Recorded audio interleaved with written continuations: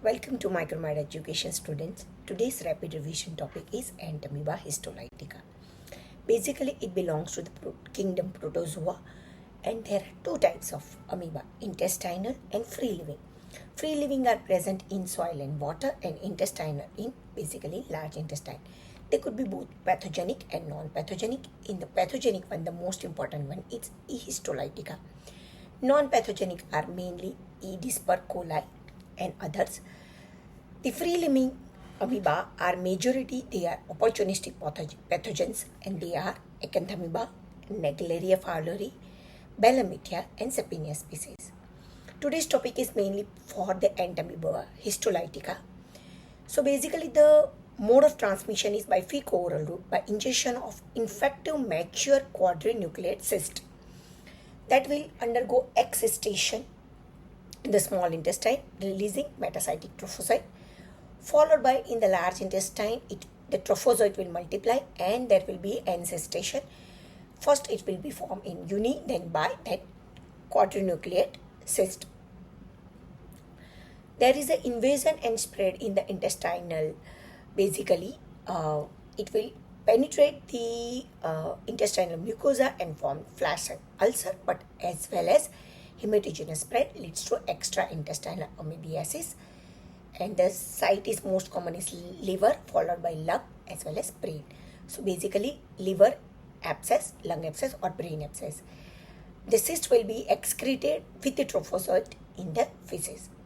Now before we proceed again, I forgot to mention you what are the questions that comes in the Entamoeba histolytica.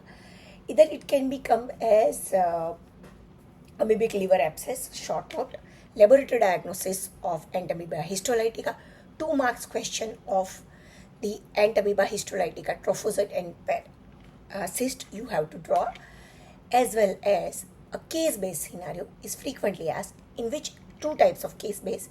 One is related with amoebic liver abscess, in which there will be mentioned hepatomegaly with the ultrasound sonography shows there a liver, there is an abscess. The aspirate shows anchovy sauce appearance, and you can find motile trophozoites in that. So that is a case of amoebic liver abscess. Also, you can get a history of a dysentery, in which the case would be presented like a patient is presented with blood and mucus in the stool. When you find your stool microscopy, you find cyst as well as motile trophozoite. So then again the diagnosis would be amoebic dysentery. Let's understand the mechanism of tissue destruction. First, adhesion by Gal-Gal-Neclectin to the glycoprotein receptor. There is a cytotoxicity, basically lethal ion leakage and invasion by cystine protease and other anaphylactoxin as well. Clinical manifestation we discuss with the questions.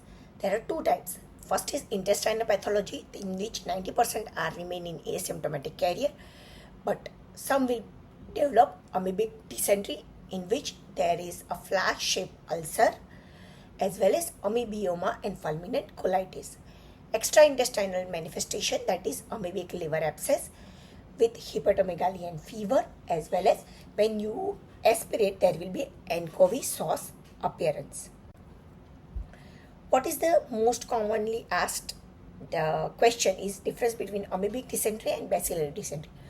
Also, how you can differentiate in your case-based scenario. So in amoebic dysentery, the frequency is less compared to bacillary, but the stool is copious, dark red, offensive and acidic, while bacillary is small, bright red, odorless and alkaline. Ulcer is red, however shallow in case of bacillary.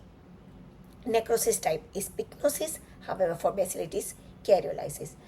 Basically, one has to understand the differentiating point among these is microscopic. RBC in the clumps with few macrophages, eosinophilic and charcot-laden crystals are present. However, they are absent in case of bacillary, but there will be pus cells will be present and RBC will be Role formation. So in your stool microscopy, you will feel the Entamoeba histolytica. So the trophozoite is around 15 to 20 micrometer inside with the active pseudopodia, finger-like projection with the central karyosome. The cysts are of either precystic, uninucleated, binucleated or quadrinucleated. So basically with trophozoite, there is one hallmark feature is ingested RBC, that is erythrophagocytosis. That is a gold standard thing to differentiate trophozoite. The cyst, as we mentioned, is 1 to 4 nuclei. E. coli is harmless commensal. How to differentiate both? The trophozoites are bigger with blunt pseudopodia and eccentric karyosomes. The cyst has 1 to 8 nuclei and filamentous thread-like chromatid body. Laboratory diagnosis. The most important one is the stool microscopy, in which wet mount, iodine and saline mount demonstrate trophozoite with the cyst. Histopathology also you can demonstrate trophozoite as well in the intestinal biopsy as well in the colonic tissue. Stool culture is generally not routinely recommended but can be done with polygenic and exenic culture methods. Serology both can be done antigen as well as antibody detection by ELISA or immunochromatography. For stool antigen, 170 kilodalton gal neck lectin antigen is mainly useful. The serology is mainly useful for amoebic liver abscess. However, for dysentery, the stool examination is recommended.